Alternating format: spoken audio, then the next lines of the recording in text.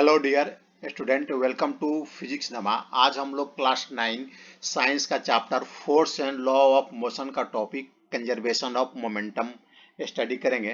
तो चलिए आज का टॉपिक हम लोग स्टार्ट करते हैं। तो हम लोगों ने इसके पहले मोमेंटम के बारे में स्टडी कर लिया था। तो मोमेंटम क्या होता है? मोमेंटम किसी बॉडी का, कोई बॉडी मूव कर रही है तो उसके मास और वेलोसिटी के प्रोडक्ट को मोमेंटम कहते हैं। तो आइए यहाँ पर हम देखते हैं, दो बॉल मूव कर रही है एक ही स्ट्रेट लाइन पर। तो और बॉल एक रेड कलर की है और एक ब्लू कलर की है। तो मान लेते हैं कि जो ब्लू कलर की बॉल है उसका वेलोसिटी रेड कलर वाले बॉल के वेलोसिटी से अधिक है। तो यह क्या होगा कि कुछ टाइम के बाद दोनों आपस में टकरा जाएगी, कोलाइड करेगी। तो मान लेते हैं कि टी टाइम तक दोनों बॉल कोलाइड करते हैं। जब कोलाइड करते हैं तो मान लेते कि टी टाइम तक दोनों कोलाइड करते हैं, और कोलाइड होने के बाद, कोलिजन होने के बाद वो दोनों बॉल फिर उसी स्ट्रेट लाइन में मूव करते हैं, लेकिन दोनों का वेलोसिटी चेंज हो जाता है। तो आइए इसको, बॉल जो ब्लू है इसका मान लेते हैं, इसको बॉल ए बोलेंगे और इसका मास एम ए, मान लेते हैं कि इसका मास एम ए है और वेलोसिटी बिफोर कोलिजन यूए है। हम जो बिफोर वेलोसिटी को यू से डिनोट करेंगे, तो बॉल ए का वेलोसिटी है तो यूए लिखेंगे।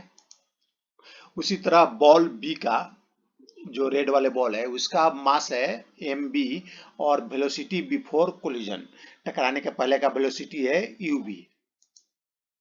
और जितने देर के लिए ड्यूरिंग द कोलिजन, मैंने टाइम टी तक जो ये लोग दोनों बॉल कोलाइड करते हैं, तो उस टाइम दोनों बॉल एक दूसरे पर फोर्स लगाएंगे। न्यूटन थर्ड लॉ के अनुसार दोनों बॉल फोर्स लगाएंगे। अगर मान लेते हैं कि बॉल ए बी फोर्स लगाता है बॉल बी पर, force exerted by ball A on ball B during the collision, तो बॉल बी भी बॉल ए पर फोर्स लगाएगा। तो इसको बॉल बी जो बॉल ए पर फोर्स लगाएगा उसको मान लेंगे F B A. F B A, B ball A पर फोर्स लगा रहा है तो इसको बोलेंगे एफ बी ए। और यहाँ पर बॉल ए बी पर फोर्स लगा रहा है तो बोलेंगे एफ ए बी। तो एफ बी ए क्या हो गया? Force exerted by ball be on ball A during the collision. और कोलिजन होने के बाद दोनों का जो वेलोसिटी है, मान लेते हैं बॉल ए का वेलोसिटी वी ए हो जाता है और बॉल बी का वेलोसिटी वी बी हो जाता है। तो अब हम बॉल का मोमेंटम निकालेंगे। तो मोमेंटम क्या होता है? मास और वेलोसिटी का प्रोडक्ट होता है। तो पहले हम बॉल ए का मोमेंटम निकालेंगे कोलिजन होने के पहले।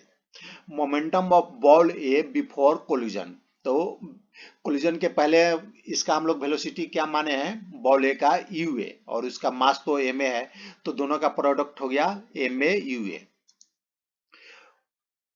Momentum of ball A after collision, और कोलिजन होने के बाद बॉल ए का वेलोसिटी है वी ए, हम लोगों ने माना था वी ए, और तो इसका मोमेंटम हो जाएगा एम ए वी ए। अब इसका हम rate of change of momentum निकालेंगे। बॉल ए का rate of change of momentum निकालेंगे। तो पहले चेंज ऑफ मोमेंटम क्या हो जाएगा? ये जो कोलिजन के बाद वाला मोमेंटम है उसमें से बिफोर कोलिजन मोमेंटम है उसको माइनस कर देंगे, तो ये चेंज इन मोमेंटम हो जाएगा। और इसको टाइम से डिवाइड कर देंगे तो वो हो जाएगा rate of change of momentum. तो देखिए ये एम ए कॉमन कॉमन हो जाएगा, ये बाहर ब्रैकेट से बाहर आ जाएगा, तो ये हो जाएगा we A minus U A divided by T, और एम ए इसका मास है, तो ये हो गया rate of change of momentum. और हम लोगों ने न्यूटन सेकेंड लॉ में क्या पढ़ा था, स्टडी किया था कि जो rate of change of momentum है उसको फोर्स बोलते हैं। फोर्स इक्वल टू क्या होता है? Rate of change of momentum. यानी F A B, ball A B पर जो फोर्स लगा रहा है वो हो जाएगा M A V A minus U A by T. उसी तरह जो बॉल बी का जो rate of change of momentum होगा वो हो जाएगा M B V B minus U B by T. यहाँ एम बी बॉल बी का मास है और V be after collision ball B का वेलोसिटी है और U B before collision ball B का वेलोसिटी है और इसको हम टाइम से डिवाइड कर देंगे तो ये rate of change of momentum ball B का हो जाएगा और इक्वल टू ए होगा F B A. Ball B जो ये पर फोर्स लगा रहा है उसके इक्वल हो जाएगा न्यूटन सेकेंड लॉ के अकॉर्डिंगली। तो अब हम न्यूटन थर्ड लॉ को अप्लाई करते हैं। तो न्यूटन थर्ड लॉ में क्या बोलता है कि कोई भी फोर्स एक बॉडी दूसरे बॉडी पर फोर्स लगाती है तो दूसरे बॉडी भी पहले वाले बॉडी पर इक्वल फोर्स लगाती है लेकिन उसका डायरेक्शन ऑपोजिट होता है। तो देखिए यहाँ पर एफ ए बी जो फोर्स लगाया बॉल ए बॉल बी पर फोर्स लगाया वो इक्वल होगा बॉल बी ए पर जो फोर्स लगाया उसके इक्वल होगा लेकिन उसका डायरेक्शन ऑपोजिट होगा तो यहाँ पर ए निगेटिव साइन आ जाएगा। अब हम क्या करेंगे कि दोनों को इक्वल करते हैं F A B equal to minus F B A. तो एफ ए बी हम लोगों ने निकाला था M A V A minus U A by T equal to sorry minus M B V B minus U B by T. ये rate of change of momentum पहले ball का हो गया बॉल ए का equal to minus opposite direction में force लग रहा है तो ये हो जाएगा rate of change of momentum दूसरे बॉल का बॉल बी का। तो इसको हम लोग सॉल्व करते हैं तो टी ए है दोनों में दोनों इक्वेशन में डिनोमिनेटर है तो ये कैंसिल हो जाएगा। तो अब हम क्या करेंगे एम ए है और V A minus U A equal to minus M B V B minus U B ये हो गया। अब इसको हम फर्दर सॉल्व करते हैं तो एम ए ब्रैकेट को बाहर करते हैं ब्रैकेट को हटा देते हैं तो M A V A minus M A U A equal to minus M B V B plus minus minus plus हो जाएगा तो plus M B U B. इसको हम फर्दर और सिंप्लीफाइड करते हैं तो ये हो जाएगा देखिए एम ए यू ए और हम इसको एम ए यू ए को राइट साइड में ले जाते हैं तो राइट साइड में ले जाएंगे तो प्लस हो जाएगा तो ये प्लस हो गया एम ए यू ए और इधर क्या है M B U B plus M B U B. इसको हम लोग राइट साइड में ले गए तो इसके साथ ये प्लस हो गया तो ये हम लोगों ने इधर यहाँ पर लिख दिया M A U A plus M B U B equal to यहाँ पर देखिए एम ए भी है और इसको हम लोग लेफ्ट साइड में लाए तो ये इधर जाकर प्लस हो जाएगा तो इसके साथ ये ऐड हो गया एम बी भी बी। तो अच्छा इसको देखिए क्या है और इसको भी देखिए क्या है। ये देखिए मोमेंटम किसका है बॉल ए का मोमेंटम है और यूए है यानी बिफोर कोलिजन वेलोसिटी है तो ये हो गया momentum before collision ball A का प्लस यू बी है यानी वेलोसिटी बॉल बी का है बिफोर कोलिजन तो ये हो गया मोमेंटम बॉल बी का बिफोर कोलिजन। तो लेफ्ट हैंड साइड में क्या है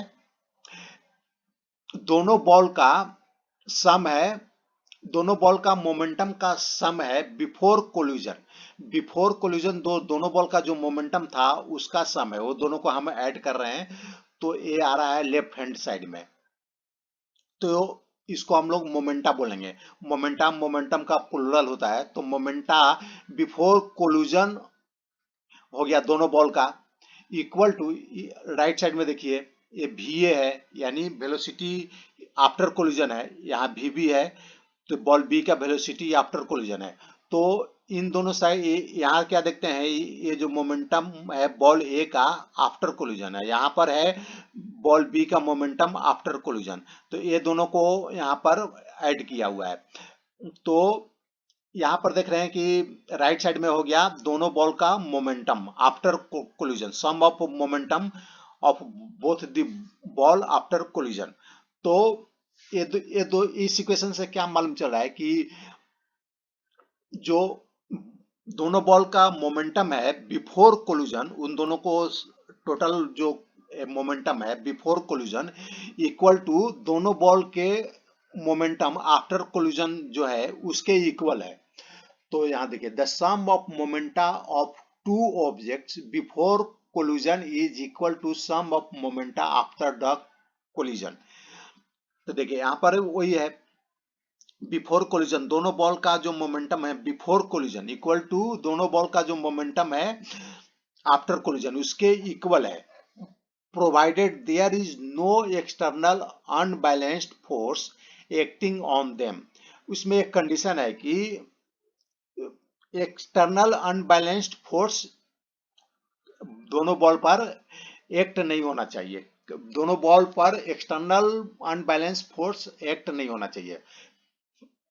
ये जो दोनों बॉल कोलिजन किया उसमें क्या दोनों बॉल ही कोलिजन किया, कोई एक्सटर्नल फोर्स दोनों बॉल पर अप्लाई नहीं हो रहा था। तो इसको हम लोग बोलते हैं this is known as the law of conservation of momentum. ये जो फॉर्मूला आ गया इसको बोलते हैं law of conservation of momentum. यहाँ पर मोमेंटम कंजर्व हो रहा है, बिफोर कोलिजन जितना मोमेंटम है उतना ही मोमेंटम आफ्टर कोलिजन है, यानी दोनों का मोमेंटम कंजर्व हो रहा है। बिफोर कोलिजन और आफ्टर कोलिजन मोमेंटम कंजर्व रह रहा है, उसमें चेंज नहीं हो रहा है। अगर दोनों को ऐड करेंगे तो इक्वल ही आ रहा है। तो इसको बोलते हैं law of conservation of momentum. Total momentum of the two balls remains unchanged or conserved provided no other external force acts। तो ये बहुत ही एक इम्पोर्टेंट इक्वेशन है और इस इक्वेशन के पर बेस्ड बहुत सारे इस चैप्टर में बहुत सारे न्यूमेरिकल दिए गए हैं जिसको हम लोग अगले वीडियो में सॉल्व करेंगे। तो ये बहुत ही इम्पोर्टेंट लॉ है, इसको आप लोग अच्छी तरह समझ लीजिएगा। और थैंक्स फॉर वाचिंग। अगर आपको ये वीडियो पसंद आया तो इसे लाइक करें, शेयर करें और सब्सक्राइब करें।